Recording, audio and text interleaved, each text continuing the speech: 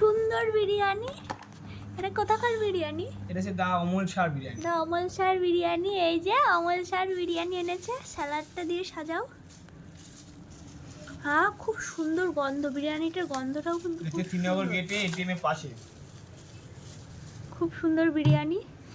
দাম খুবই কম, 80 টাকা। প্ল্যাটফর্মে 70 টাকা ডিম ছাড়া, আর ডিম দিয়ে 80 টাকা, একই দাম, কিন্তু টেস্টটা ভালো। বাচ্চাকে হার মানিয়ে দেবে এই বাচ্চা তো সব বিরিয়ানি। তৈরি হলো। মাংস সাইজটা দেখো, দেখো কত বড় মাংসের সাইজ।